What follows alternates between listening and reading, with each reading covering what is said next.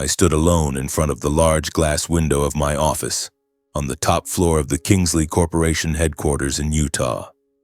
Now, at 28 years old, I was the Regional Project Development Director, a position I once thought existed only in the most distant of dreams. The neon lights from the city below twinkled like lost stars. But what truly drew my gaze was the enormous Christmas tree in the square. It had just been lit up, thousands of sparkling bulbs shining like a dazzling reminder of the holiday season. My heart suddenly tightened, as though an invisible cord were squeezing it. Memories I had tried so hard to bury deep inside for years surged up uncontrollably, fierce and unstoppable. They dragged me back through time to that deadly Christmas when I was 20 years old, in the old house on the outskirts of Denver. I remember the feeling as clearly as if it were yesterday. Back then I was still Mark Miller, a name I hated with a burning passion but hadn't yet dared to discard. That suburban house was no luxurious villa.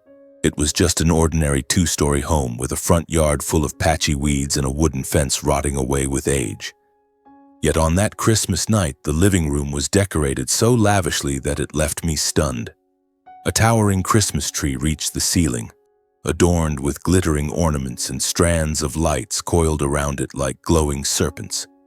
The long dining table was set extravagantly, snow-white tablecloth, steaming platters of food, roast turkey, pudding, vegetable salad, and glasses of deep red wine gleaming under the light. The scent of cinnamon and fresh pine filled the air, mingling with Christmas music playing from the old radio in the corner. To any outsider, it would have looked like a warm family gathering overflowing with love. But to me, the atmosphere was suffocatingly cold, as though a thin layer of ice had encased my heart. Relatives filled both sides of the table, their laughter and chatter echoing loudly. There were aunts and uncles who had come from far away, cousins I only saw a few times a year, and close neighbors. They talked happily about work, their children, and plans for the new year. Everyone's eyes lit up when they spoke of gifts and the good things awaiting them. I sat at the corner of the table, my back straight as a wooden post, but beneath the table my hands were clenched so tightly that my nails dug into my palms. That familiar sense of isolation enveloped me like an undertow, sweeping away any trace of hope. I was used to being pushed to the sidelines on occasions like this, but tonight something felt different. The air seemed heavier, as if everyone were waiting for a play to begin, and I was the unwilling protagonist. My father, or rather the man I had called father for the past 20 years, Grant Miller, then 54 years old, owned a small construction contracting company. He was hot-tempered, authoritarian, and let money blind him to all moral boundaries. His face was flushed red from alcohol, his thinning gray hair carefully combed, and his black suit made him look every bit the boss he believed himself to be. He was going around giving gifts to each person, wearing a wide but calculated smile. Every large gift box was handed over with hollow words of blessing, and everyone's eyes shone with eager anticipation.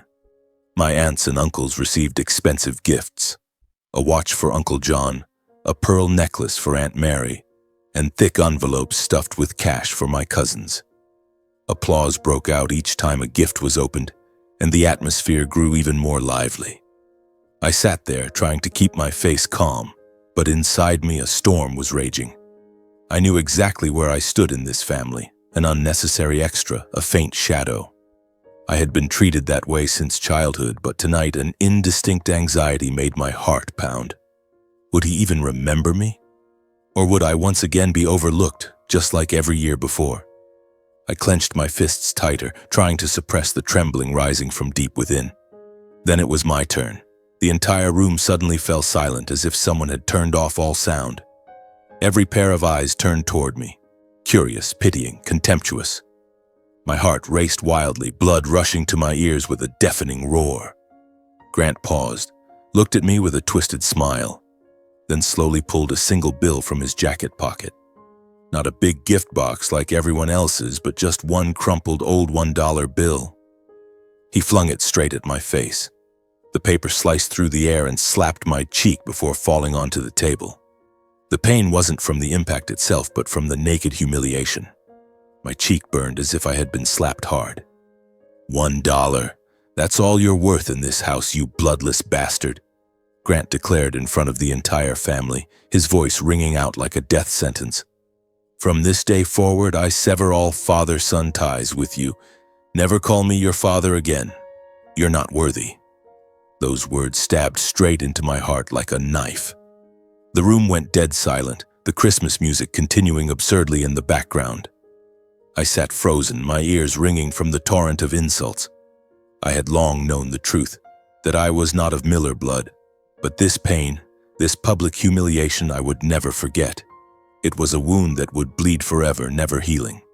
My stepmother, Susan Miller, let out a scornful laugh that cut through the air like a blade. With her curled hair and garish red dress, she looked at me with eyes full of contempt. "You've just been a useless parasite living off others all these years," she spat, her voice shrill and venomous. "Keeping you in this house was already the greatest mercy I ever showed. Now get out. Don't dirty our Christmas atmosphere any longer." My heart pounded even more chaotically, my throat so tight I couldn't utter a single word. I wanted to scream, to fight back, but my body felt paralyzed. My younger stepbrother, Lucas Miller, 5 years my junior, laughed loudly with delight, each burst hammering into my skull. With his round face and brand new clothes, he mocked, "Look at yourself, brother. Your pockets are completely empty. How are you going to survive out there? But whether you live or die, it's no longer any concern of this family." None of the relatives tried to stop it. Not one person stood up for me. Some even joined in the laughter as if this were a hilarious party joke. Others looked at me with pity mixed with disdain, the way one might look at a stray dog being chased from the house. There I sat, in the middle of that lavish feast, feeling smaller and more alone than ever before. My cheeks still burned from the dollar bill, my ears ringing with their jeers. My heart beat wildly, each thud heavy against my chest as if trying to crush my breath. My throat was choked, I couldn't speak. I had known I wasn't truly a Miller, had told myself to be ready. But when the humiliation crashed down in front of everyone, the pain still pierced my heart. Some wounds, no matter how long you prepare for them, hurt just as much as the first time they cut. I understood that from this moment onward, this feeling would follow me for the rest of my life, impossible to erase from memory.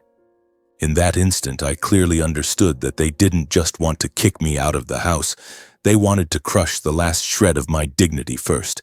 They wanted me to leave with a broken heart and a trampled soul, so that I could never again hold my head high. After Grant's humiliating words, Susan's scornful laughter, and Lucas's venomous taunt, the living room, ablaze with Christmas lights, suddenly plunged into a heavy, suffocating silence.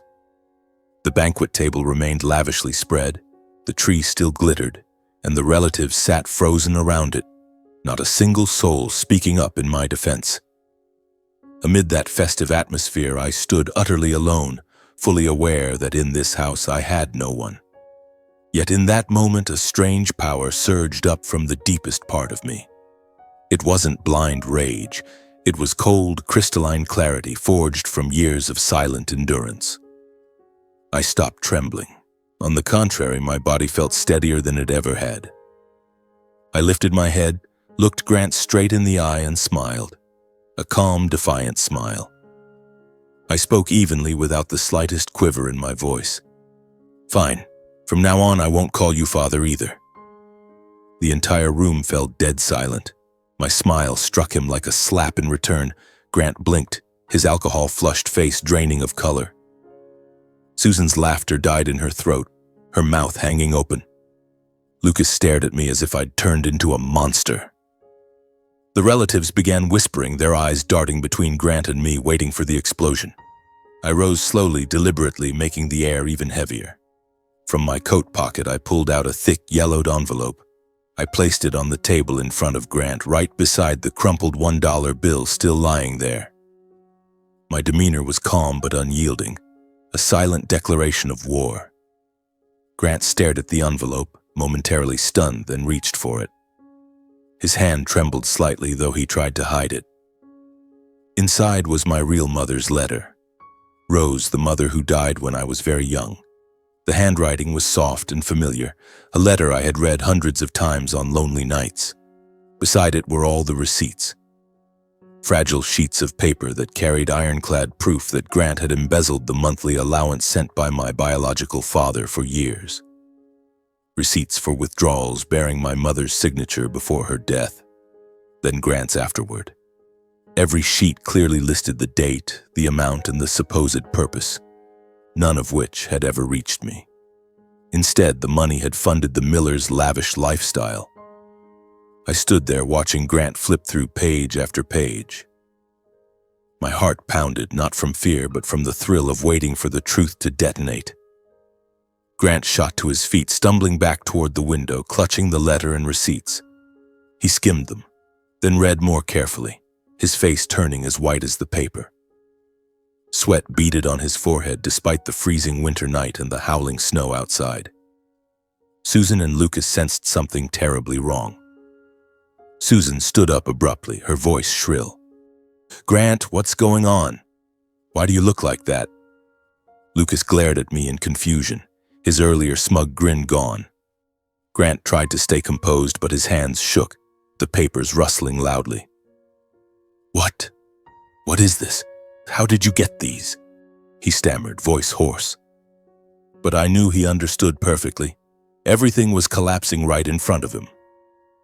At that exact moment, a loud roar came from the front yard, engines growling, then cutting off. A convoy of gleaming black SUVs pulled up in perfect unison, their headlights sweeping across the snow-covered lawn. The house erupted into chaos. Relatives jumped up, crowding the windows, murmuring, "What's happening? Why are all these cars at our house?" Grant looked outside and turned deathly pale, his body shaking as if he might collapse. He knew. He had to know. Those vehicles weren't random. They were the mark of a far greater power, a storm he had tried to hide for years. 3 firm, authoritative knocks sounded at the door. The entire room froze in curiosity and fear. The air turned to ice. Only the absurd Christmas music kept playing from the radio. Every eye turned toward the entrance. I walked to the door, gripping the handle tightly, my heart hammering in my chest.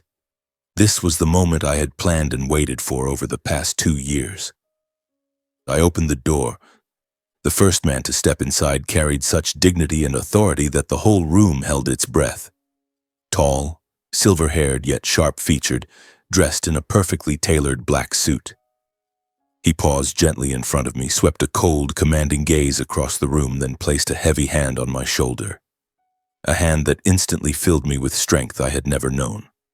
It was Robert Kingsley, my biological father, the billionaire head of the Kingsley Corporation, lord of a vast empire of tourism and resorts. Strength flowed from that hand through my entire body. I turned back to face Grant, my voice now ringing clear and unbroken. "Why did you steal the money my mother left for me?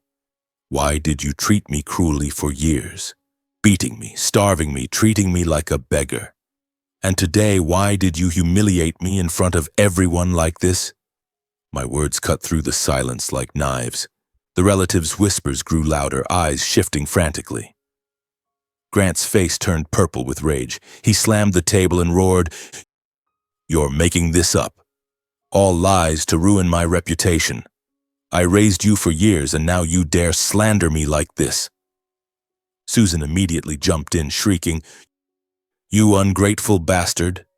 After everything I gave you. Food, a roof. This is how you repay us." Lucas bellowed in fury, his face crimson. "You're not worthy of the Miller name. Get out, you piece of trash." I stayed silent for a few seconds, letting their words hang in the air, then spoke with calm, razor-sharp finality. "From this day forward, I no longer carry the name Miller. I am a Kingsley, because I have found my real father, and he is the man standing behind me, billionaire Robert Kingsley." My words fell like a bomb. The room went dead silent, the air freezing for several breathless seconds. Grant trembled violently. The stack of receipts slipped from his limp hands and scattered across the floor with a dry rustle. Several relatives picked them up, skimmed them, then looked up in horror at Grant's family. The truth was laid bare in the middle of that Christmas feast, stripping away every ugly layer of pretense. Whispers turned to open murmurs, spreading like wildfire. So that's how it was, poor Mark. Grant and Susan tried desperately to explain, their voices cracking. No, it's not like that. It's a misunderstanding. But no one believed them anymore. The relatives' eyes were now filled with contempt and disappointment. Robert stood silently, yet his mere presence was an impenetrable wall that rendered every excuse meaningless. I no longer cared about their stares. I had seen the true face of the family that raised me for 20 years. The hypocrisy, the greed, the cruelty. I turned my back and walked out of that house in silence, side by side with Robert, stepping through the door without once looking back. That humiliating Christmas night officially ended, but for me it marked the beginning of a new chapter. The snowy wind whipped my face, yet I felt no cold. Walking beside my real father, for the first time in my life, I felt truly warm. On the drive, inside the gleaming black lead SUV, Robert sat beside me, his hand resting lightly on my shoulder like a silent encouragement. The snow-covered highway stretched out white and endless, the headlights cut through swirling flakes that danced like ghosts in the night. He broke the silence first, his voice deep, warm, and brimming with pride. My son, I am so incredibly proud of you. You've risen above unimaginable hardship to become the strong, resilient man you are today. Not many could have done that. His words made my heart tremble. In all those years, I had never once heard genuine praise like this. I turned to him and smiled softly. Thank you, Dad. Thank you for being there tonight, for giving me the strength. Without you, I don't know how I would have faced them. Robert nodded, his eyes glistening under the passing streetlights, as if he were holding back emotions that had been pent up for decades. As the car glided smoothly along the long road, my memories slipped even deeper past that cruel Christmas night and back into the distant days of my childhood. They rushed in like a flood, sweeping everything away, forcing me to lean my forehead against the cold window and stare into the pitch-black darkness outside. I was 6 years old, too young to fully grasp the meaning of life and death. My mother, Rose Miller, fell gravely ill. She had cancer, a monstrous disease I only understood as Mom is tired, so she has to stay in the hospital. I remember how the suburban house in Denver turned gloomy. The smell of disinfectant drifted from her room. She lay in bed, her face gaunt, her once shiny long hair almost completely gone. I often sat beside her bed holding her hand and asking, "Mom, when will you be better so we can play again?" She would give me a faint smile and stroke my hair. "Wait just a little longer, sweetheart. Mom will try to get better for you." But she never got better. She left us on an autumn morning when golden leaves covered the yard. I stood beside her coffin without crying because I didn't yet understand what death was. I only knew that from now on Mom wouldn't hold me when I slept. After her death, my father, Grant, began to change day by day. The man who used to laugh easily and ask about school and friends grew quiet, harsh, and withdrawn. He used to lift me onto his shoulders and roar with laughter when I told him stories from kindergarten. But after the funeral, he became a shadow. Meals turned suffocatingly silent. We sat across from each other at the small kitchen table, the only sound the clink of spoons against plates. The way Grant looked at me was no longer warm, it was weary and cold, as if I were a burden reminding him of his loss. I tried to break the silence. Today I drew a picture at school and the teacher said it was really good, Dad. He would only grunt without looking up. Gradually I learned to stay quiet too, swallowing my stories and feeling like an outsider in my own home. Just 1 year later, Grant remarried. Susan entered our lives with a saccharine smile, curled hair, and bright floral dresses. But her eyes were always icy when they landed on me, as though I were an obstacle to her happiness. From the very first days, I knew I was unwelcome. Every move I made was scrutinized. If I spilled a glass of water, she would snap, "Why are you so clumsy? Don't dirty my house." Every mistake was magnified, as if I existed only to mess up. Grant slowly softened under Susan's sweet words and pampering. She would whisper in his ear, "Honey, that boy exhausts me. Why don't you discipline him more strictly?" and he began to see my presence as an annoyance. His hugs grew rare, replaced by glares. Then Lucas was born, and the last trace of my place in the family was officially erased. The new baby was cradled like a treasure, every eye turned to him. I remember the day Lucas was born. The house buzzed with excitement. Relatives came with congratulations and piles of gifts. I stood in the corner of the hospital room watching the red-faced infant in Susan's arms, feeling a strange, piercing loneliness. "This is our real son," Grant said proudly, completely forgetting I was there. From then on, Lucas grew up sheltered and spoiled. He got everything new. Clothes, toys, bicycles, the very best. If Lucas broke something, Grant just laughed it off. Meanwhile, as I grew older, I was given every chore in the house, sweeping dusty floors, washing filthy laundry, cooking daily meals. Lucas never had to lift a finger. I was constantly compared to Lucas in everything.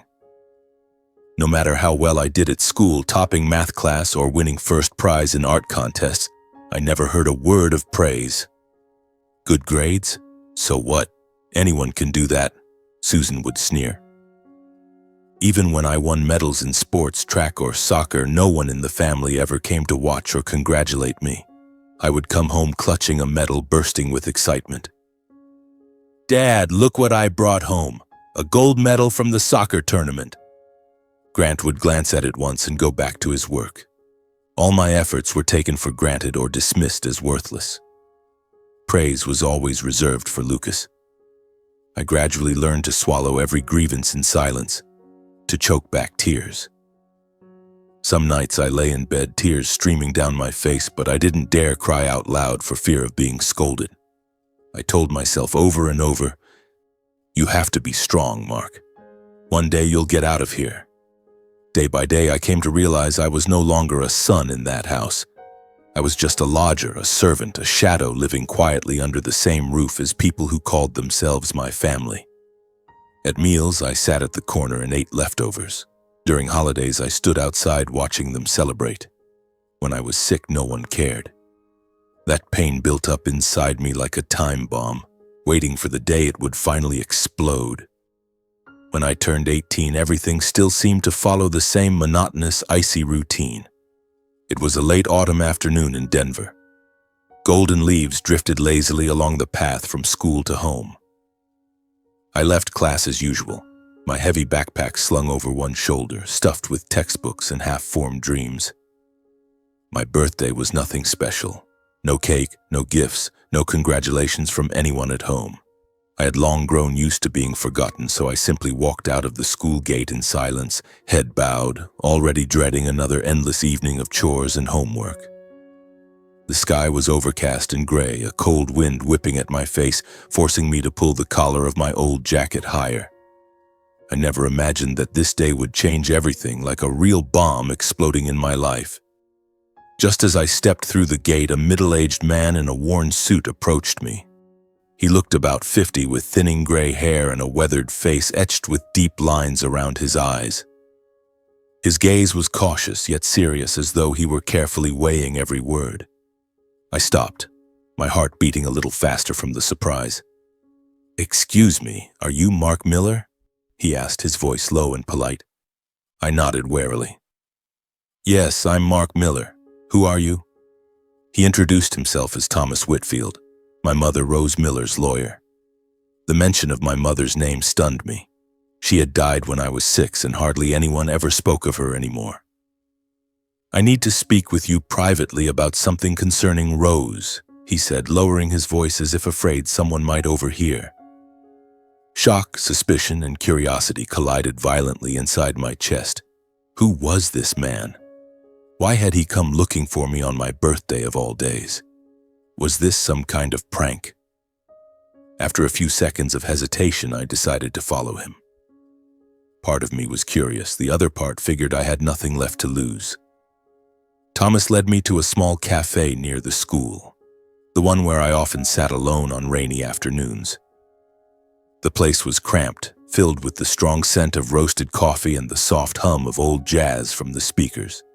We chose a secluded table in the corner, away from the curious glances of other students. Once seated, Thomas placed a time-yellowed envelope in front of me. The paper was faded and slightly crumpled. "This is the letter your mother instructed me to give you," he said gravely. "She was very clear. It was to be handed to you in person only on your 18th birthday. I have kept it safe for the past 12 years. My heart pounded as my trembling fingers brushed the envelope. Thomas explained briefly. He had been my mother's personal attorney, helping her draft her will and handle certain private matters before she passed. "She trusted me, and now I am fulfilling my promise," he said. Then he stood, wished me luck, and left. I sat there for a while, staring at the envelope as though it were a ticking bomb. I didn't open it right away. I was afraid, terrified that whatever truth lay inside would shatter the few remnants of the world I knew. When I finally left the cafe, I carried the envelope in my backpack, my mind a raging storm. The walk home felt longer than ever, each step heavier than the last. I kept the whole thing secret. No one in the family knew. Grant and Susan were busy with work. Lucas was out fooling around with friends. I had no intention of sharing it. I knew they would either mock me or fly into a rage. That night, there was no birthday wish, no sign that anyone remembered it was my day. Dinner was as cold and silent as always. Grant at the head of the table, Susan and Lucas chattering excitedly about weekend plans while I sat in the corner eating leftovers. Their lively conversation revolved only around themselves. Lucas passing an exam, Susan's shopping spree, Grant's new contract. I had grown so accustomed to being invisible that I simply finished my meal in silence and slipped away to my room, my only refuge. A tiny cramped space with an old bed and a cluttered desk. I locked the door, sat on the bed, heart racing. My hands shook as I pulled the envelope from my backpack. From the living room, their laughter still echoed, a cruel reminder of my isolation. I took a deep breath and tore it open. Inside was a letter in my mother's gentle handwriting, along with an old photograph of a young, unfamiliar man, sharp-featured with jet-black hair and a confident smile. I began to read. Each line cut like a blade. In the letter, Rose confessed a truth that had been hidden my entire life. I was not Grant Miller's biological son, the man I had called father for over a decade. The words struck me like lightning. She explained, years ago she had been a maid for the Kingsley family, one of the wealthiest and most powerful dynasties in the tourism and resort industry. She worked at their main estate in Utah, surrounded by luxurious resorts. While employed there, Rose and the young heir, Robert Kingsley, fell in love in secret. She described him as ambitious and kind, but bound by family duty. They met in hidden moments, late afternoons by the lake on the estate grounds, whispering love between her working hours. But when she became pregnant with me, the Kingsley family discovered the affair. Robert's parents, powerful figures with a vast business empire, intervened immediately. Using money, threats, and lawyers, they severed everything. She was fired, all contact was forbidden, and she was banished from ever returning or reaching Robert. "They called you a stain, a mistake," she wrote, her handwriting trembling. In exchange, the Kingsleys agreed to send Rose a monthly allowance to raise the child, me. That was their way of resolving the scandal and protecting the family's reputation. My mother left quietly, carrying her unborn child and a secret she could never reveal. She wrote of her lonely journey to Denver, marrying Grant, a kind but ordinary man she met by chance, hoping he would love me as his own. But life had not turned out that way. At the end of the letter, Rose begged my forgiveness for letting me grow up in the shadow of the truth. "I love you, Mark. I never wanted you to suffer, but I had no other choice. This photograph is of your father, Robert Kingsley. Find him if you ever need help. He is a good man, only trapped by his family." Each word hammered into my mind. My breathing grew labored, my chest tight as though squeezed by an iron band. The letter slipped from my shaking hands and fell to the floor. Suddenly, every childhood memory, my mother's death, the family's coldness, it all fell into place with chilling clarity. The weary way Grant used to look at me. Now I understood he had always known I wasn't his. Susan's constant scorn, she hated me because I was a living reminder of the past. Lucas's pampering, he was the real blood son. Everything formed a horrifying, perfectly cruel picture. I sat frozen in my room, eyes blankly fixed on my mother's final words. In one birthday evening, the world I knew collapsed entirely. The man I had called father for over a decade was suddenly a complete stranger. And I, in that moment, no longer knew who I was or where I belonged. Was I still Mark Miller, or the son of a distant billionaire? I sat there for hours, tears streaming silently down my face, my mind spinning with questions that had no answers. After the night I read that letter, I lived in a prolonged state of bewilderment, as if my entire body were submerged in thick, impenetrable fog. Every memory of Grant's cruelty came rushing back relentlessly, refusing to give me even a moment of peace. A smoldering anger began to rise inside me like a tiny flame that never stopped spreading, burning through every thought. I wanted to scream, to storm into the living room and confront Grant right then and there. "You knew everything, didn't you? You've been lying to me all these years." But I chose silence. I showed no sign of anything unusual. I knew that if I exploded now, everything would shatter, and I wasn't ready. I needed time to process, to plan. So I continued living in that house as though I had never uncovered that earth-shattering secret. Every day I still woke at 5 a.m., swept the dusty floors, did the laundry, cooked breakfast for the whole family, then hurriedly biked to school. I still bowed my head when Grant barked, "Move faster, you lazy good-for-nothing." I stayed quiet when Susan sneered, "You're so useless. How will you ever survive out there?" I watched Lucas play with his new toys without letting jealousy show on my face. On the outside, I was calm as a machine, forced smiles when necessary, monotone replies when spoken to. But inside, my mind spun endlessly around my mother's letter and the photograph of that stranger. I hid them under my pillow, and every night when the house fell silent, I took them out and stared. Robert Kingsley's face in the photo, young, confident, made me wonder, does he look like me? Does he remember Mom? Does he even know I exist? Those questions haunted me. My sleep became restless, filled with nightmares. Time passed in that quiet torment day after day like a slow but relentless river. I forced myself to focus on studying, knowing it was my only way out. I spent hours in the school library, not just doing homework, but secretly looking up anything I could about the Kingsley family. Back then, though, I didn't dare dig too deep. I was afraid the truth would be too immense, that it would swallow me whole. Then came the day the university results were announced. I was accepted into a college in Denver, not the most prestigious, but one I could afford with scholarships and part-time jobs. It was the reward for countless sleepless nights studying under a weak desk lamp. I came home clutching the acceptance letter, hoping for even a single word of praise. Grant only glanced at it. "So you got in? Good. Now take care of yourself." Susan smirked. "Don't think you're special. Once you're on your own, you'll see how tough it is." I swallowed the bitterness, but inside I was secretly overjoyed. This was my chance to leave. I asked permission to move out for the sake of my studies. Grant and Susan didn't try to stop me, they even looked relieved. They coldly declared that from now on I had to fend for myself completely. No more financial support, no help of any kind. "You're grown now. Handle your own life," Grant said without a trace of affection. Susan added, "And don't come crawling back for money." My departure was quiet. No send-off, no well wishes.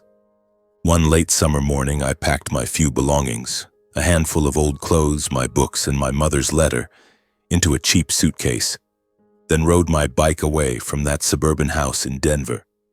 No hugs, no goodbyes. I looked back at the house one last time. My heart tightened, but I felt no regret. That was where I had grown up, but it had never been my home. I moved into a tiny rented room near campus, cramped with moldy walls, a creaky iron bed, and a mini gas stove. I began a completely independent life, working part-time at a cafe to pay rent, buying the cheapest food, studying late into the night. For the first time, I tasted freedom. Freedom to breathe, to think, to act without being watched and judged. With that first taste of freedom, I finally decided to investigate what was written in the letter. No longer sneaking around, I spent hours in the university library and nearby internet cafes. Using the name Kingsley, I searched business records and news archives online. I typed, Kingsley family, Robert Kingsley, Kingsley Tourism Corporation. The results flooded in like a tidal wave. Articles about their colossal hotel and resort empire, luxury properties in Utah, chains across Europe and Asia, billions in annual revenue, glamorous real estate projects. I saw photos of Robert, now a billionaire, on the covers of business magazines, his confident smile identical to the one in the old photograph. I began to grasp the sheer scale of it all. Not just wealth, but real power, with connections everywhere. The contrast between our impoverished life, Mom and I scraping by on meager meals, clothes patched over and over, and the Kingsley's opulence made my blood run cold. Sitting in front of the computer screen, hands trembling, I thought, how did Mom survive that? Why did she have to suffer so much? I remembered my own deprived childhood. Christmases without gifts, forgotten birthdays, times I was sick and had to buy medicine myself because there was no money for a doctor, and I wondered, if that monthly allowance really existed, where had it gone? Mom's letter mentioned regular payments from the Kingsleys to raise me, yet I had never seen a single cent. Had Grant known and kept it all? The thought kept me awake at night. I began piecing together the smallest clues from the old house. Papers I'd glimpsed when sneaking looks at Grant's documents. Strange receipts he hid carefully. Now that I was out, I needed a real plan. One day I called home with a made-up excuse about retrieving some old books, just to stay in contact. Grant grumbled, "Yeah, fine. Come tomorrow. Susan and I will be out all day for some meeting." I hung up, heart pounding. This was a rare opportunity. I took half a day off from the cafe, claiming I was sick. I biked back to the old house in broad daylight, the sun blazing yet the autumn wind still sharp. My heart raced as I arrived, the same rotting wooden fence, the patchy lawn. I checked that no one was home, then slipped through the back gate using the spare key I'd hidden years ago under a flower pot. I crept into Grant's study, a room he always kept locked, but today it was carelessly left ajar. My heart felt like it would leap out of my chest. My palms were slick with sweat. I opened the bedside drawer where he kept important papers and found a thick stack of monthly bank withdrawal receipts, along with the power of attorney document my mother had signed before she died. I flipped through them, breathing hard. The receipts before Mom's death bore her name and signature. Regular transfers of about $2,000 each month. But after she passed, the name changed to Grant, his scrawled signature, the dates lining up perfectly with the years I grew up in poverty. I photographed everything with my cheap phone, hands shaking so badly I had to retake several shots. Then I slipped out of the house and biked back to my room, mind reeling. That night, back in my tiny rented room, I spread everything out on the small wooden table under the flickering neon light. I took notes, cross-referencing every date. And the truth emerged. The withdrawals matched the exact times Grant bought a shiny new Ford when I was 8, replaced the living room furniture with expensive pieces, bought Susan glittering gold jewelry she loved to show off, and paid for Lucas's private school, fancy toys, and family vacations I was never included in. Sitting there, surrounded by those papers, rage pounded in my chest. I finally understood. After Mom died, Grant had stolen every single dollar meant for me and spent it on his new family, not once using it for my books, clothes, or future. He had robbed me of my childhood, turned me into a servant while living off money that was rightfully mine. In that cramped room, amid the receipts scattered across the table, I finally saw clearly who my real enemy was. Grant wasn't just a cold stepfather, he was a liar, a thief. And for the first time in my life, I made a firm decision. I would find the man in the photograph, my real father. Not to beg for money, but to demand justice and to discover where I truly belonged. After all those discoveries, I no longer had any doubt about my true identity. I was Robert Kingsley's son, not Grant Miller's. Yet another fear began to creep in, stealthy and smoldering like a shadow. What if my biological father refused to acknowledge me? What if history repeated itself exactly as it had with my mother? She had been banished from the family, cut off completely. Would I, the child born of a mistake, now be pushed to the margins once again? That thought kept me hesitating, lying awake on the creaking iron bed, staring at the mold-stained ceiling. I imagined Robert looking at me with cold eyes and saying, "Who are you? I don't know you." Or worse, he would deny everything and have security drag me away like a fraud. The fear wasn't physical pain, it was the terror of final rejection, the dread that I truly belonged nowhere. I found contact details on the corporation's website, media relations, human resources, even the executive office. I wrote more detailed emails, attaching a scan of the old photograph and a few lines from my mother's letter. I am the son of Rose Miller. I need to meet Mr. Robert Kingsley to clarify the truth. I sent them late at night when the rented room was silent except for the patter of rain on the tin roof, but every message vanished into silence. No replies, no calls. My inbox stayed empty as if the words I'd written had never existed. Disappointment piled up and I began to wonder, does he simply not want to know? Or is someone blocking me? Around that time I started feeling watched. At first it was just a vague sensation. Strange glances from passers-by, a car parked longer than usual in the alley. Then, on late shifts leaving the cafe, I noticed a stranger standing at the entrance to my alley. A tall man in a black coat smoking under a street lamp, eyes furtively scanning toward me. The first time I thought it was imagination. The second and third times I was certain. My heart raced faster on the way home. I walked quickly, glancing over my shoulder. Who was following me? The Kingsley Corporation? I double-locked my door, drew the curtains tight, yet sleep remained restless. That fear made everything more tense, like I was playing a dangerous game of chess against an opponent hidden in the dark. Then one morning, as I opened the door to head to class, a plain white envelope lay wedged under it. No sender, no stamp, no address. My hands shook as I picked it up. It felt like holding a live grenade. Inside was a single small slip of paper typed in cold letters. Bury the past and live quietly. Otherwise, you will disappear. The threat hit me like a punch in the face. I realized my search for the Kingsley family had been discovered.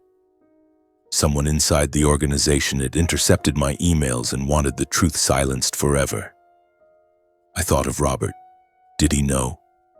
Or was this the work of others in the family? Fear surged, tempting me to stop, to forget everything and live a normal life. But then I looked at the photograph my mother left, at her eyes full of hope. No, I couldn't. I also understood clearly, if I gave up now, I would spend the rest of my life as a shadow, without roots, without justice. I would keep slaving away while Grant and his family lived comfortably off my money while I struggled in a moldy room. No, I had to see this through to the end. I decided to rent a car and set off immediately. I saved every extra cent from work, rented an old beat-up car from a garage near campus, and stuffed a few changes of clothes and all the evidence into a suitcase. Destination: Salt Lake City, Utah. Headquarters of the Kingsley Corporation. A journey of over 500 miles across desolate highways and towering mountains. I drove through the night, heart pounding at every road sign. Am I being reckless? I asked myself, but I didn't turn back. When dawn broke and Salt Lake City appeared, skyscrapers glinting in the morning sun, I felt a strange surge of strength, the power of truth. When I stepped into the corporation's headquarters, a towering modern glass tower in the city center, my heart pounded like war drums. The lobby was vast, polished marble floors, uniformed staff coming and going. I walked up to the reception desk, clutching the envelope of evidence, trying to keep my voice steady. I need to see Mr. Robert Kingsley. It's a very important personal matter. But before I could explain further, security stopped me. Two large men in black suits stepped forward. "Sorry, sir, you don't have an appointment. Please leave." I tried again. "I'm his son. I have proof." They just shook their heads and placed hands on my shoulders. At that moment, a middle-aged woman emerged from the elevator, followed by a young man. She was tall, platinum blonde hair in a severe bun, wearing an expensive suit. Catherine Kingsley, Robert's wife. Beside her was Finley Kingsley, their legitimate son. His face resembled Robert's but was filled with arrogance. Catherine's eyes turned ice cold the instant she saw me, as if I were something filthy dragged in from the street. She approached and immediately unleashed a torrent of insults about my mother's origins, her shrill voice echoing through the lobby. "Who are you? The son of that maid Rose Miller. That old affair is a stain on this family." I stood frozen, blood rushing to my face. She publicly humiliated me, declaring I was nothing but the shameful result of a mistake and had no right to set foot here. "You think you deserve to meet him? A penniless nobody from Denver dreaming of a better life?" Finley laughed scornfully, mocking me as an imposter, a poor wretch chasing delusions of grandeur. He sneered that even if I knelt here all day, I would never be part of the Kingsley family. Their venom poured down on me in the middle of the crowded lobby. Staff paused to stare, visitors whispered. Catherine shrieked, "Get out, you bastard! This is no place for you." Then she coldly ordered security to drag me out like a troublemaker. They grabbed my arms and shoved me toward the doors. Before I was thrown out, they openly threatened, "If you show up again, you won't just disappear legally, you'll disappear for good." Those words cut like knives, chilling me to the bone. I was pushed backward under the indifferent gazes of staff and guests. In that moment, I understood. Catherine and Finley were the ones behind all the surveillance and threats, trying to silence me forever. They had known about me from the emails and wanted me erased, just as they had erased my mother. Just as the heavy glass doors were about to close in my face, a deep, commanding voice rang out from inside the lobby. "Stop! Let him go!" Those footsteps made every security guard freeze. Their hands dropped from my arms. Catherine and Finley both turned deathly pale in unison. The man who appeared was Robert Kingsley. Tall, silver-haired, sharp-featured, exactly like the photograph. He walked forward, his eyes sweeping over me, and time seemed to stand still. My heart pounded wildly. This was my father, and he was right here. I stood frozen as the man appeared in the lobby. Every line on his face matched almost perfectly the person in the photograph my mother had left behind. The only difference was the commanding icy aura he carried, like a king stepping out of a palace of glass. I had stared at that picture hundreds of times in my cramped rented room under the flickering neon light, wondering what kind of man he was. Now he stood right in front of me, real enough to touch. The air in the lobby suddenly grew heavy, as though everyone were holding their breath, waiting for an explosion. Staff paused mid-task.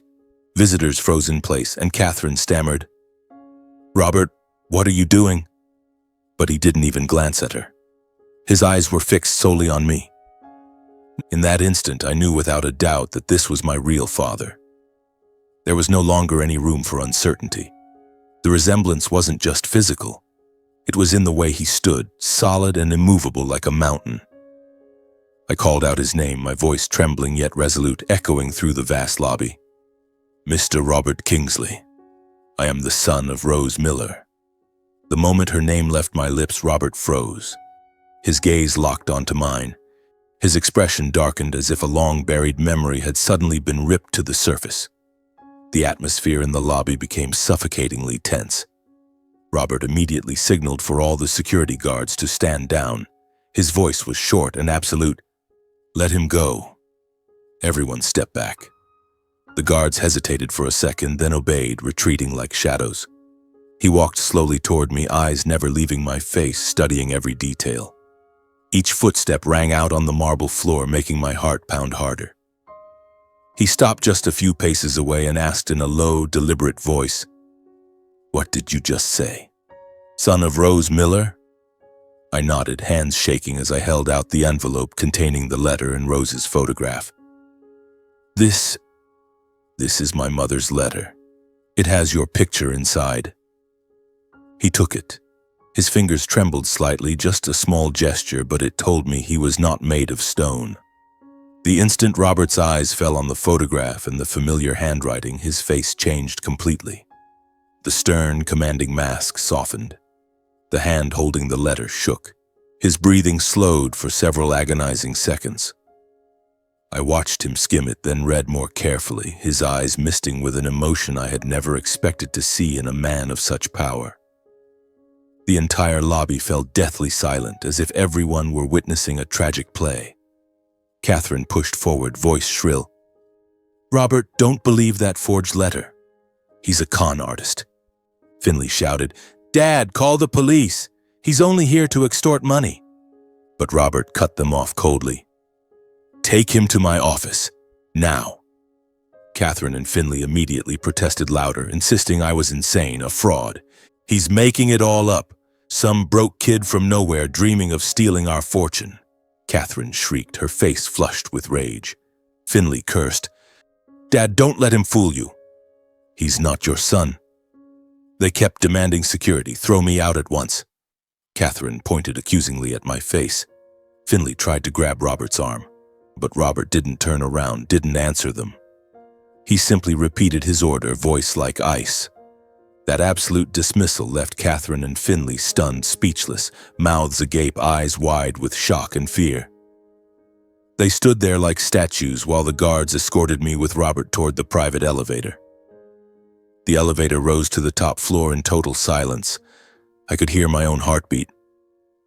Robert stood beside me without speaking, but I felt the tension radiating from him. His shoulders were rigid, his breathing deeper. The doors opened onto a vast office. Floor-to-ceiling windows overlooking all of Salt Lake City. A gleaming wooden desk, luxurious leather chairs. He motioned for the guards to leave, then closed the door. The moment we were alone, the cold mask on Robert's face collapsed entirely. He strode straight to me and wrapped me in a fierce embrace. His breath hitched, his whole body trembled with emotion that had been suppressed for nearly 20 years. The hug was tight enough to crush the air from my lungs, yet it carried a warmth I had never known. Joy, regret, and pain all mingled in it. I felt it in the way he held me, as if terrified I might vanish. I stood rigid in the arms of the man who should have been my father long ago, my body stiff as stone. My heart hammered. I didn't know how to react. Inside me, everything shattered into two opposing halves. Overwhelming joy at finally seeing my father, and deep pain for the long years of loneliness and abuse he had never known about. For the first time in my life, I felt the arms of someone who shared my blood. Not Grant with his slaps, not Susan with her sneers, but my real father. The man my mother had loved and sacrificed everything for. Tears rolled down my cheeks, soaking into his suit jacket. He whispered, voice breaking, "My son, I'm so sorry." Those words broke the dam. I burst into sobs like a child. When the storm of emotion finally subsided, we sat facing each other across the desk. Robert wiped his eyes, voice still trembling. "Tell me about Rose. How is she now?" I took a deep breath and began telling him everything. How my mother fell ill, the agony she endured in the hospital, her death when I was only 6, the impoverished life we led in Denver.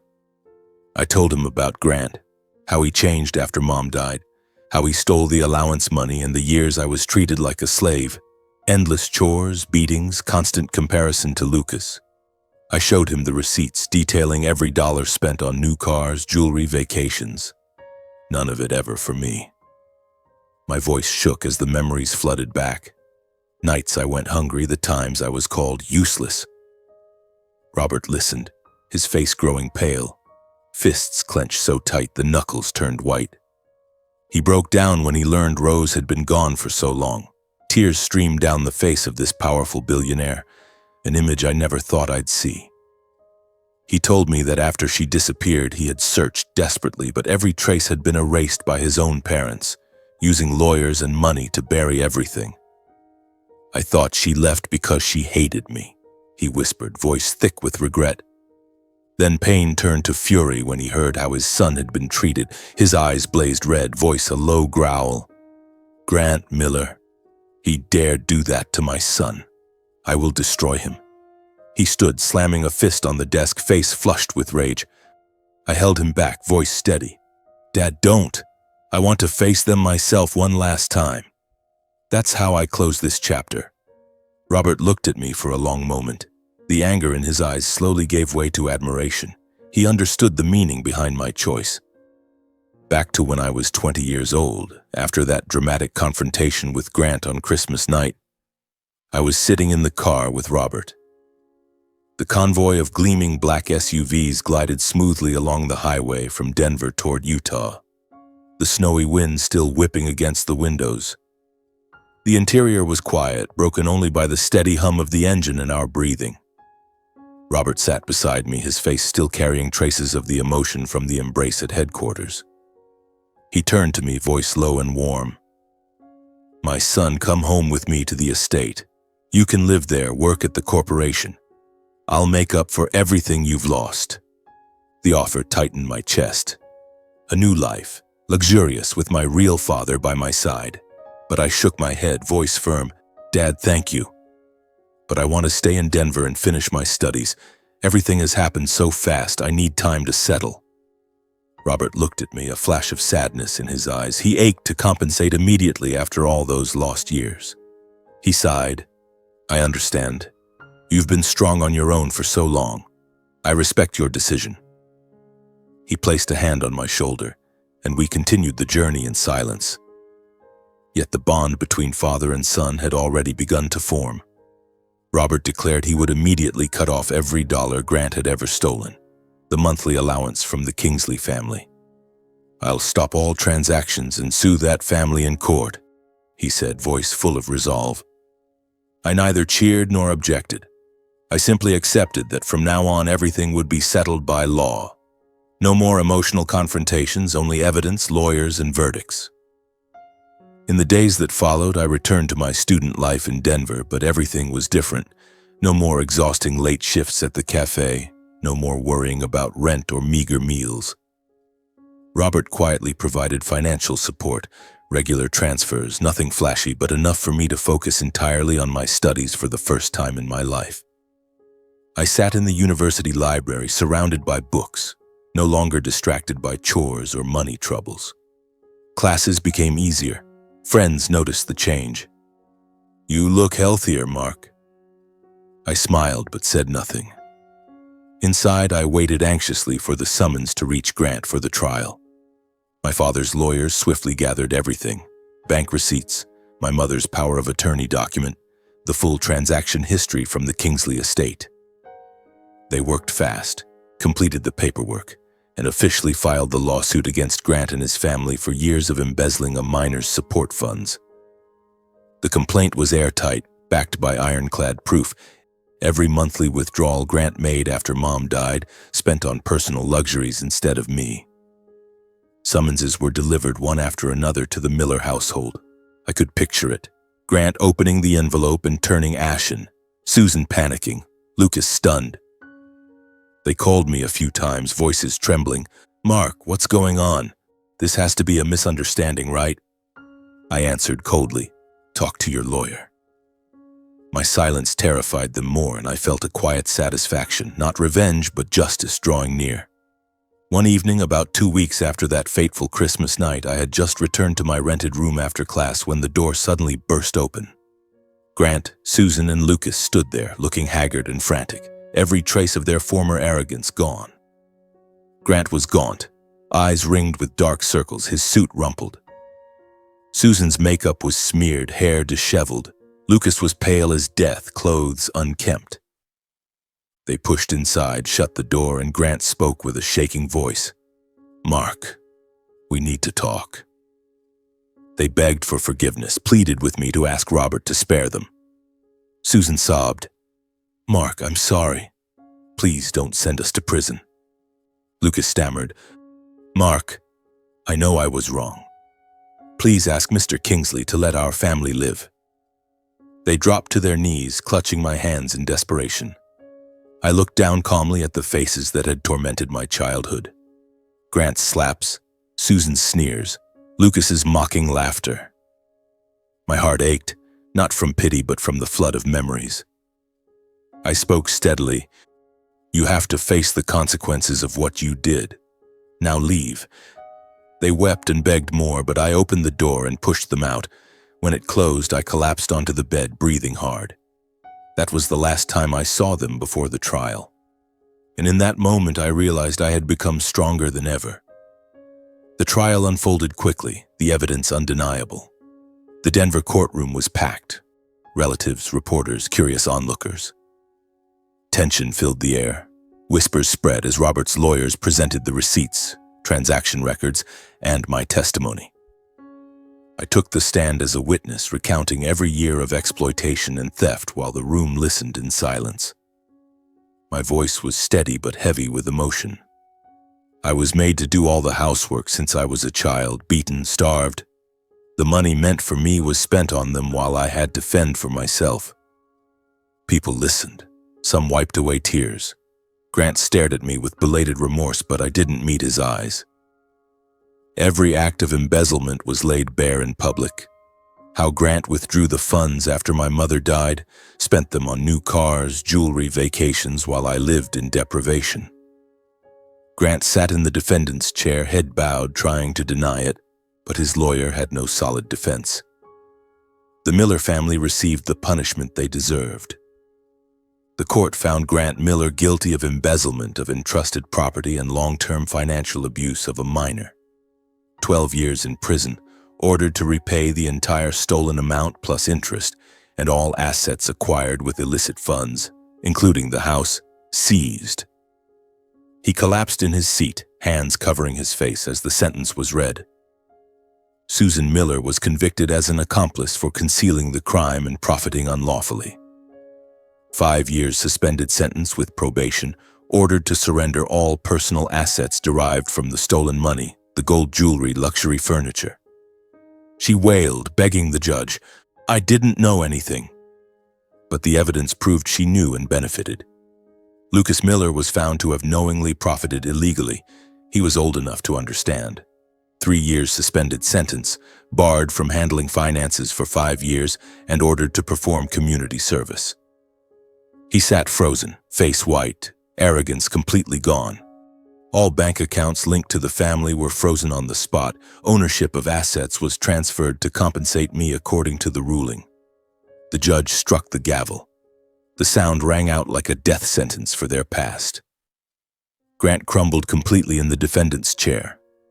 Susan broke into hysterical sobs, clutching Lucas. He sat numb before the irreversible truth. When the trial ended, I walked out of the courthouse alone without looking back, officially closing the final chapter of my life as a Miller. The Denver sun blazed brightly, a cool breeze blew, and I felt truly free. I called Robert. "It's over, Dad. Everything is really over." He replied, "From today, you live for yourself. I'm so proud of you." I smiled faintly. A painful chapter had closed and a new journey had truly begun. 3 years have passed since that fateful Christmas night when I was 20. Time flowed like a calm yet turbulent river, carrying me from Denver to Utah, from a struggling student to a man gradually finding his rightful place. I completed my university degree with Robert's quiet support, regular bank transfers, never ostentatious, just enough so I could focus entirely on my studies without worrying about hunger or rent. On graduation day, I stood on stage accepting my diploma under the blazing summer sun, while friends cheered loudly. Robert sat in the front row, smiling discreetly, but he didn't rush up to hug me like other fathers. Instead, he waited at the exit and placed a hand on my shoulder. "Congratulations, son. Now it's time to come home to me. But not as my son. I want you to join Kingsley Corporation as a regular employee and prove your real worth." His words surprised me, but I nodded. I understood. He wanted me to walk on my own feet, not lean on blood ties or pity. That was his way of raising me, and I accepted the challenge. Right after graduation, I moved to Utah and settled into a modest apartment near headquarters instead of the family's lavish estate. Even with an honors degree in hand, the brutal environment at Kingsley Corporation quickly showed me the vast gulf between textbook theory and real-world business. High-pressure projects, relentless pace, meetings from dawn to dusk, deadlines days apart, and standards so strict that a single mistake could collapse an entire plan. I started as a regular project development officer with a standard entry-level salary and no privileges. The first few months nearly broke me. Sleepless nights analyzing data, running around meeting partners, and facing my first failures. One resort project fell behind schedule because of my miscalculated costs, and my boss tore into me. My heart pounded every time I walked into a meeting. My hands shook when presenting ideas. Catherine, Robert's wife, the platinum blonde, ice-eyed vice chairman, second only to him in power, never hid her contempt. She deliberately gave me near-impossible tasks. Analyze a new market in 48 hours, draft an expansion plan with incomplete data, or throw me into board presentations with no warning. In meetings, she would dismiss my proposals with cold, cutting remarks laced with digs at my origins. Interesting idea, but perhaps it only works for someone lacking real-world experience, probably still adjusting to this scale. Her words sliced like knives, colleagues whispered, and I swallowed my anger to stay silent. Finley, Robert's legitimate son, a few years younger than me and arrogant as a prince, undermined me behind the scenes.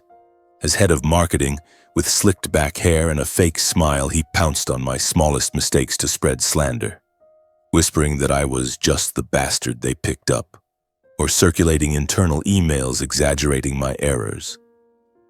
Once he brazenly stole credit for a California resort chain expansion strategy I had slaved over for 3 weeks, poring over every page of data, dissecting every figure until I was exhausted. Yet in the meeting, he stood up and calmly declared, "This plan was my proposal." I sat there stunned, blood rushing to my face, but I chose silence, not a single word of protest. Still, I gritted my teeth and endured everything, never raising my voice, never arguing publicly. I simply observed, learned, and improved myself. While others rested on weekends, I buried myself in the corporate library, devouring documents on project management, finance, and operations. Step by step, I revised plans, won back partners, and countered every scheme with results they could not deny.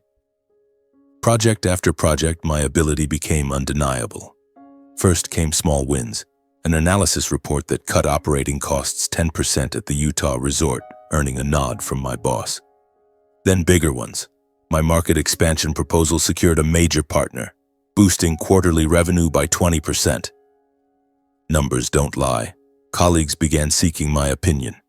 From being isolated, eating lunch alone, sitting in the corner of the office, I gradually earned the trust of senior management and my direct teams.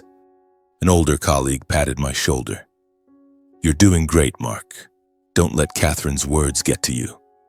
Robert watched silently from a distance, never intervening directly, but I knew he was proud of his son's daily growth. Late-night calls. "I heard about your project. Keep going." When the time was right, after 2 years of proving myself through a string of successful projects, Robert decided to hold an official family introduction, bringing me fully into the light. The gathering of the entire Kingsley clan took place at the main estate, a sprawling mansion with a grand marble hall, glittering crystal chandeliers, and long tables set lavishly. Dozens of relatives assembled, aunts, uncles, cousins, all impeccably dressed, whispering as I entered. I walked in composed and calm in a tailored black suit, hair neatly styled, yet still met with scrutinizing eyes and murmurs about my origins. "That's the illegitimate one. He looks decent, but does he really belong here?"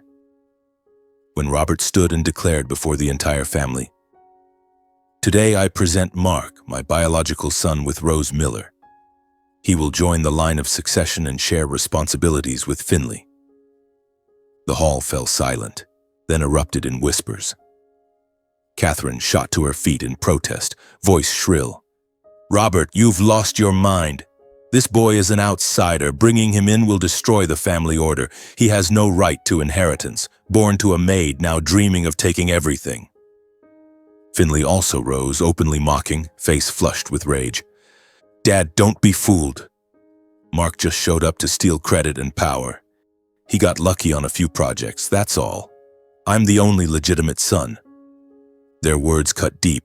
The clan whispered louder, eyes fixed on me with suspicion. I stood there, heart racing, but said nothing, waiting for Robert. Amid the chaos, Robert's voice thundered coldly. Mark is my lawful heir. Anyone who refuses to accept this decision will be immediately removed from the family and stripped of every cent of inheritance. His words struck like lightning. The hall froze in stunned silence. No one dared oppose him openly again. Catherine collapsed back into her chair, face ashen. Finley went mute, fists clenched. I stood there, cold sweat running down my spine, but strength surged inside me. The introduction ended in heavy silence, yet I knew the real battle had only just begun. Afterward, the jealous faction led by Catherine and Finley secretly conspired to sabotage me behind contracts, projects, and closed-door meetings.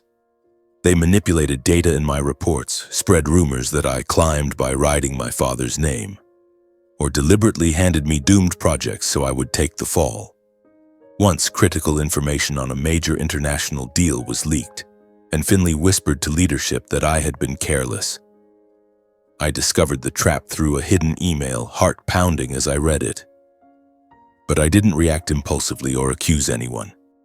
Instead, I dismantled each trap step by step, neutralizing every plot with competence and composure. Double-checking data, winning partners back with solid evidence, and presenting clearly in meetings. A project nearly ruined by cost overruns I turned around by renegotiating with suppliers, saving millions. From initial suspicion, family members gradually began to look at me differently, no longer seeing only my origins but my real ability and grit. An elder uncle patted my shoulder. You've done well, Mark. It's not easy in your position. One successful project followed another. European resort expansions, optimization of domestic hotel chains, generating massive profits. I carved out my own place in the corporation and within the Kingsley family the hardest way possible, by rising on my own, without leaning on Robert, without tricks, only through sweat and intellect. Over those years, I stayed up night after night analyzing data, rushing to meet partners and learning from every small failure.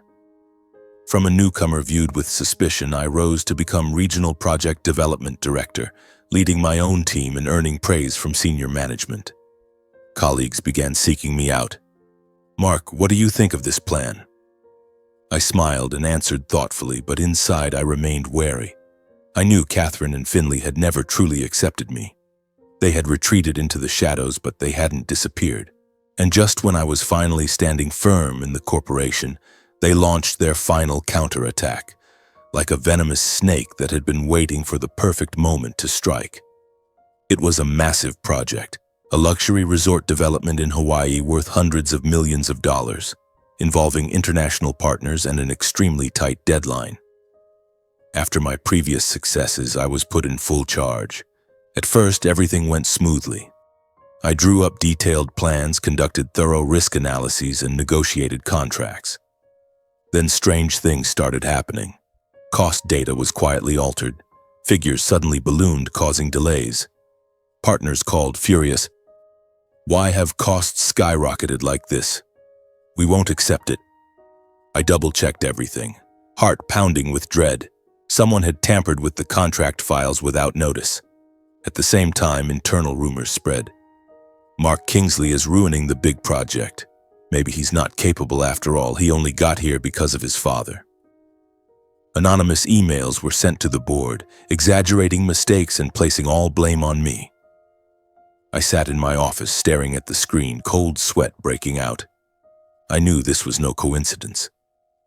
Catherine and Finley were behind it, sabotaging the project to destroy me before I became a real threat to Finley's inheritance. Fear surged. After everything I had fought for, could I lose it all now? But I didn't panic. I calmly began gathering evidence, moving silently like a hunter waiting for the prey to reveal itself. An emergency board meeting was called just days later in an atmosphere of extreme tension. The top-floor conference room with floor-to-ceiling windows overlooking the sunlit sprawl of Salt Lake City felt like it was on fire inside. The entire executive team was present. Robert sat at the head of the table, face grave. Catherine and Finley sat across from me, their eyes gleaming with barely concealed triumph. Catherine opened, voice shrill and aggressive. "The Hawaii project is on the verge of collapse. Costs are out of control. Partners are threatening to walk. Mark, how do you explain this? Or did you think this position was just a game you could play because of family connections?" Finley jumped in, dripping with sarcasm. "Exactly. I warned everyone, Mark is all theory and no substance. Now look, the corporation is losing hundreds of millions because of his incompetence. Dad, you have to step in now." Colleagues whispered, "Low birth yet dreaming of leadership?" The board frowned. I sat there, heart pounding like war drums, blood rushing to my face. This was the climax. If I didn't turn the tide, 3 years of effort would crumble. I didn't make long excuses, didn't shout or cry. Instead, I stood calmly, voice steady and sharp. "I have proof that someone deliberately sabotaged the contract." I connected my laptop to the projector and displayed everything. Covert emails from Catherine to a trusted subordinate instructing them to adjust the data to test Mark's competence. Timestamps of contract edits matching Finley's system logins. Internal messages where he directed others to blame Mark if the project fails. Everything pointed unmistakably at Catherine and Finley. Timestamps, digital signatures, undeniable. The room went dead silent as the evidence appeared on the giant screen, each line cutting like a blade. The truth was laid bare right there in the boardroom. Catherine froze, her face turning paper white, fists clenched. Finley went pale, mouth agape, unable to speak. The attacks they had just hurled instantly boomeranged onto themselves. Colleagues whispered in shock. I can't believe it was actually them sabotaging everything. The board looked at them with contempt. For the first time, Robert slammed his fist on the table. The sound thundered through the room. Rage turned his face crimson. He turned directly to Catherine and Finley, voice a low growl. "Explain every single thing right now in front of me. You dared manipulate a project and frame my son? Did you think I was blind?" The room fell deathly silent, the air suffocating. At first, Catherine tried to deny it, voice trembling. "Robert, you've misunderstood. Finley and I were just testing Mark's ability." Finley shouted, accusing me of fabrication. "He made it all up. Those emails are forged." But as I tossed printed copies onto the table, timestamps, signatures, access logs, they gradually fell silent, unable to refute a single thing. Catherine bowed her head, tears streaming down. Finley collapsed into his chair, face ghost white. Robert, furious, declared he would strip both mother and son of all authority in the corporation as punishment for their long deception. "As of today, you are both relieved of your positions.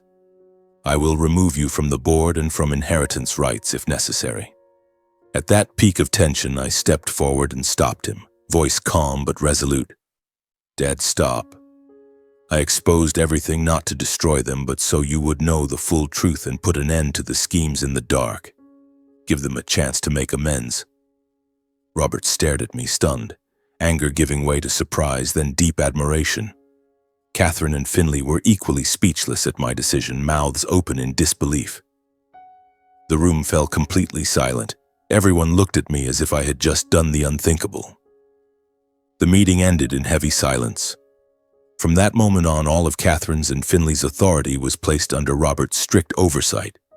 She lost the right to sign major contracts. He was demoted to a minor role. Their status in the family was no longer what it once was. They remained, but like shadows, never again daring to hold their heads high. A few days later, Catherine and Finley came to my private office on their own, late afternoon as the sun set blood-red through the windows. They entered looking exhausted and terrified of losing everything. Catherine's eyes ringed with dark circles, no makeup, voice hoarse. Finley kept his head down, arrogance gone, only trembling remained. "Mark, we came to apologize," Catherine said, voice shaking. For the first time, they bowed their heads and apologized for everything they had done. Catherine confessed, "I was afraid of losing my position, afraid Finley would lose his future. I was wrong. I treated you terribly from the very first day. Please forgive me." Finley stammered, "Brother, I was jealous of you. I sabotaged you, stole your credit, spread rumors. Please forgive me." I looked at them for a long time, memories flooding back. The humiliation in the lobby, the impossible tasks, the secret plots. My heart ached, but no longer with anger. Finally, I said I would never forget what I had endured, but I chose to end it here so everyone could have a chance to make things right. I forgive you, not because you deserve it, but because I no longer want to live with hatred. Fix your mistakes and never repeat them. Catherine broke down sobbing, tears rolling down her cheeks, voice choked. "Thank you. You are far more generous than I ever imagined." Finley stood frozen, eyes red, whispering, "From now on, I'll call you brother, and I mean it with all my heart." For the first time, they realized they hadn't lost to power but to conscience. Defeated by a forgiveness they themselves had never possessed. They left looking lighter, and from that day forward, everything changed. After that, Catherine and Finley withdrew from all underhanded fighting. She began sincerely supporting my projects. He started learning from me instead of sabotaging me. The corporation grew calmer, and I continued my path, not through hatred, but through the choice to forgive once the truth had been reclaimed. In the years that followed, I grew step by step within the corporation through my own abilities.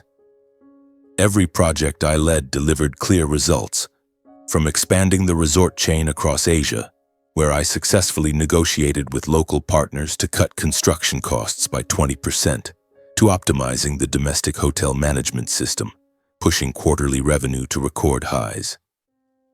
Robert gradually entrusted me with greater responsibilities, no longer supporting me quietly from behind, but openly placing absolute trust in his son. He would call me into his private office and hand me thick stacks of documents. "My son, this project is yours. I know you'll do it well." Those words warmed my heart, not because of the power, but because they were recognition from the father I had once only dreamed of. Catherine and Finley truly turned over a new leaf. The rivalry and jealousy were gone. They used their experience and resources to help me run the corporation, seeing it as their way of atoning for past mistakes. Catherine, who once coldly dismissed my ideas, now sent supportive emails. "Mark, regarding the Hawaii plan, I have some old contacts who can help. Call me if you need anything." She even joined my meetings, offering sharp advice drawn from decades of experience. Finley changed most dramatically. The former saboteur began coming to my office to ask, "Brother, I don't understand this analysis. Can you explain it to me?" At first I was wary, suspecting another trick, but gradually I saw his sincerity. He genuinely wanted to make amends and prove himself without fighting for dominance. We started working together on a major European market expansion project. For the first time in front of the entire board, he openly declared, "The core concept was Mark's idea." I froze for a second, still guarded, unsure whether it was true goodwill or another trap. But over time, the suspicion melted away and our joint sessions became real collaboration. The Kingsley family, once torn by scheming and division, began to heal because of these changes.